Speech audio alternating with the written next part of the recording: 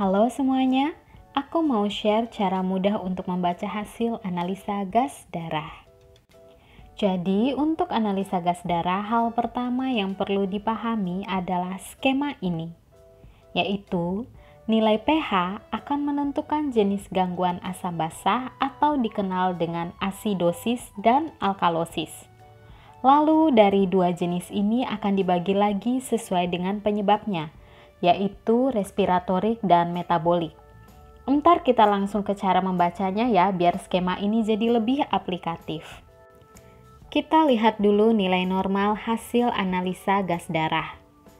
Untuk uji kompetensi entar biasanya ada kok bantuan hasil pemeriksaan labnya, tapi teman-teman, komponen ini baik untuk dihafal supaya bisa lebih jago menginterpretasikan analisa gas darahnya.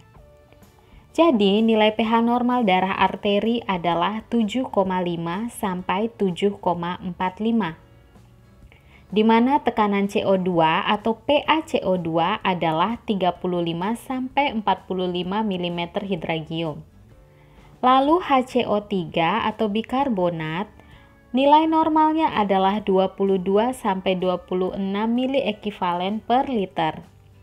Sedangkan tekanan oksigen atau PaO2 adalah 75 sampai 100 mmHg dan saturasi oksigen adalah 95 sampai 100%. Tapi catatan yang perlu diingat, untuk bisa baca AGD kita perlu 3 poin di atas, yaitu nilai pH, PaCO2 dan HCO3. Untuk oksigen kita jelaskan di bagian terakhir. Langkah 1 dari interpretasi AGD adalah menentukan jenis gangguan asam basa yang dilihat dari nilai pH-nya. Kalau nilai pH kurang dari 7,5 berarti terjadi asidosis. Tapi kalau nilai pH lebih dari 7,45 berarti terjadi alkalosis. Langkah yang kedua adalah menentukan penyebab primer dari gangguan asam dan basa. Nah, yang kita jadikan patokan adalah nilai PaCO2 dan HCO3. Jadi, kalau arah perubahan pH berlawanan dengan PaCO2, maka penyebab gangguan asam basa adalah dari pernapasan, sehingga disebut dengan respiratorik. Tapi kalau arah perubahan pH searah dengan HCO3, maka penyebab gangguan asam basa adalah dari metabolisme tubuh sehingga disebut dengan metabolik. Untuk mudahnya, ingat rumus ROM. Yang berlawanan adalah CO2 dan yang searah adalah HCO3. ROM adalah kepanjangan dari respiratory opposite, yang artinya kalau gangguannya respirasi berarti sifatnya berlawanan. Sedangkan kalau gangguannya adalah metabolik atau metabolik equal, berarti arahnya searah antara HCO3 dengan pH. Nah, untuk lebih mudah kita lihat soal ini yuk. Hasil pemeriksaan AGD menunjukkan pH adalah 7,22, PaCO2 adalah 55 mmHg, dan HCO3 adalah 25 mg per liter. Kita mulai langkah 1, menentukan jenis gangguan asam basa dari pH. pH-nya adalah 7,22, yang berarti menurun, dan ini menandakan terjadinya asidosis. Langkah kedua, menentukan penyebab primer gangguan asam basa. Yang kita lihat adalah nilai PaCO2 dan HCO3. Nilai PaCO2 adalah 55 yang berarti meningkat. Sedangkan nilai HCO3 adalah 25 masih dalam rentang normal. Yang kita tahu pH-nya tadi di langkah pertama mengalami penurunan sehingga kondisinya adalah asidosis. Kembali ke rumus ROM, yang diambil adalah RO-nya, respiratory opposite. Di sini menunjukkan bahwa PaCO2 itu meningkat dibandingkan pH.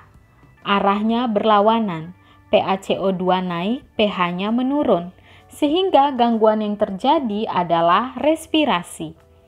Maka kesimpulannya yang terjadi adalah asidosis respiratorik. Gimana? Mudah kan? Kita coba soal lain ya.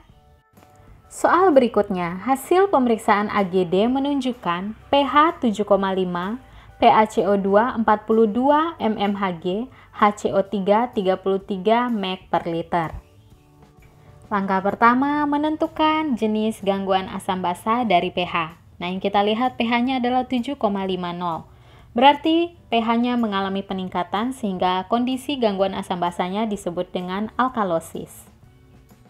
Langkah yang kedua adalah menentukan penyebab primer gangguan asam basah. Yang kita lihat nilai PaCO2-nya adalah 42 berarti normal. Lalu nilai HCO3-nya adalah 33 yang berarti meningkat. Sedangkan pH tadi kita sudah lihat sifatnya alkalosis yang berarti pH juga meningkat.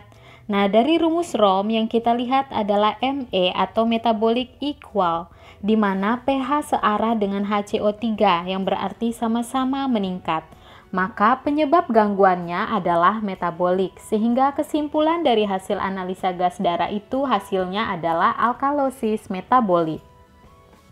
Next, yang agak tidak mudah yaitu menentukan penyebab sekunder gangguan asam basah. Apakah dia sudah terkompensasi penuh, terkompensasi sebagian, atau tidak terkompensasi. Nah, berikut adalah caranya.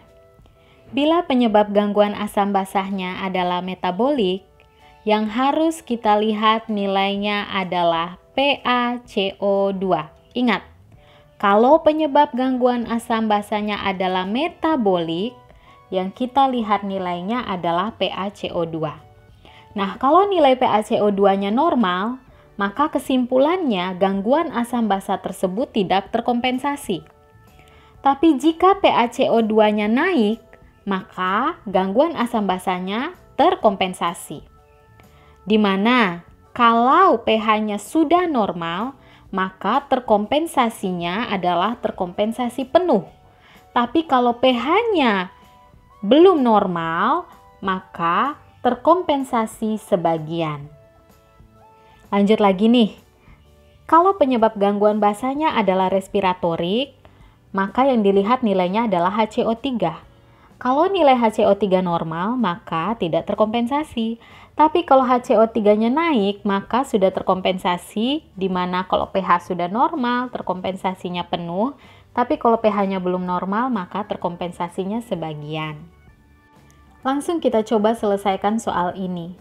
pH-nya 7,43, PaCO2 48 mmHg, dan HCO3 36 mg per liter.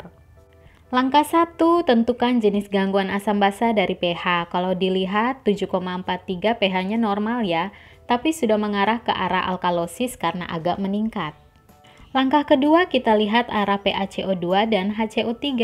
PaCO2 48 artinya meningkat, HCO3 36 artinya meningkat. pH-nya tadi cenderung meningkat, mengarah kepada alkalosis. Dari rumus ROM yang kita lihat adalah ME, metabolic equal, sehingga nilai dari pH dan HCO3-nya sama-sama cenderung meningkat. Dan penyebab ini mengakibatkan kondisi tersebut dikategorikan sebagai alkalosis metabolik. Langkah ketiga adalah menentukan penyebab sekunder dari kondisi gangguan asam basah. Karena ini adalah metabolik, maka yang dilihat adalah nilai PaCO2. Kalau PaCO2-nya meningkat, maka terjadi kompensasi, di mana kalau pH sudah normal, maka sudah terkompensasi penuh. Jadi kesimpulannya yang terjadi adalah asidosis metabolik terkompensasi penuh. Gimana? Bisa kan? Terakhir yang mau kita singgung adalah hasil AGD untuk oksigen itu buat apa sih?